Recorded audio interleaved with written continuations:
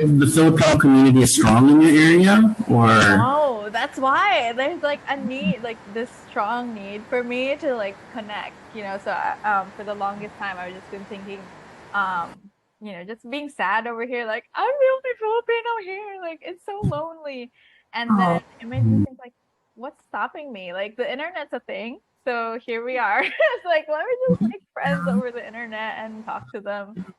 So this is my way of like kind of connecting and creating a community. It's just different. Like the Filipinos, like it's just different. We're so warm and just like the connection is really there, and I just miss it sometimes.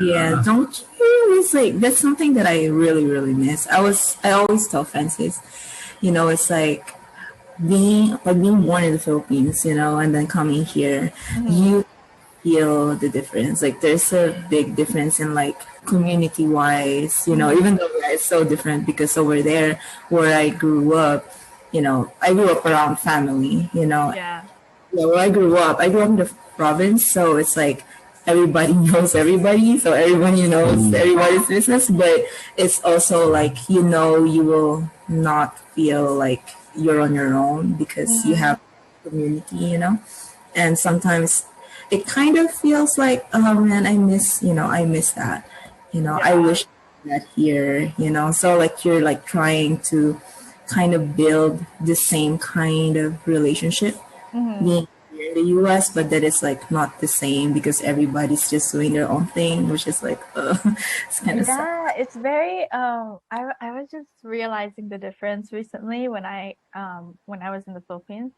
Mm-hmm. Um my cousin was just saying like, "Oh, they're having dinner over there in like my uncle's house." And my dad was like, "Let's just go." And I was like, "We're not invited. Like, why are we going?"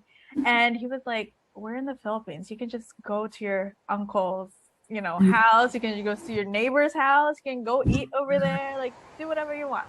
And I was like, right? "Hey, Yeah. it's like I don't know if this is a Bisaya or Tagalog word, but it's like panumbay. So like balay is like the house, so you're just going to somebody's house, so like visiting. Uh, And it's like, oh, we'll just panumbay over there and get rice. We'll go to this other person's house to get sudan. It's like it's like the meat, and it's just then you have a meal.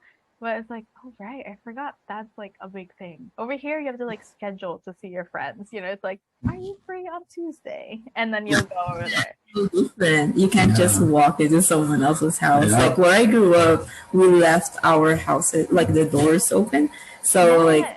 you can just go in there. So sometimes like I remember when I was a kid, my mom would tell me like, go to your tita's house and ask if they have sugar. Yes. That's definitely a thing. Forgot to buy, mantika, which is like oil, cooking oil. I forgot Yeah. to buy, like, go ask your auntie if she can give us some oil. Yeah. It's so funny. You don't do that here. You don't go to your Yeah, neighbor just, hi, can I borrow can some I borrow oil? some oil? I know. It's like I could not. Because we live in a townhouse too, so like it's attached, like next door is like your neighbor.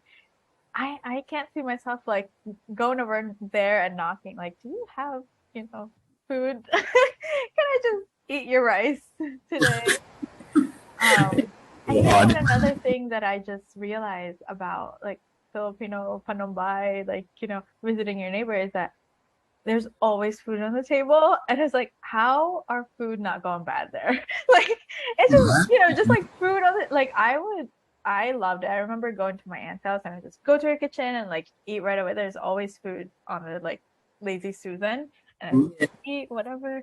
But I was like, how did it not go bad? And how did I not get sick? Because I like recently did it and I was just like, just ate whatever was there and I got food poisoning. It's like, Oh, steel stomach has worn off. Like, I need to eat more germs. Just kidding. yeah, I know. That's so funny. Gotta get immune again.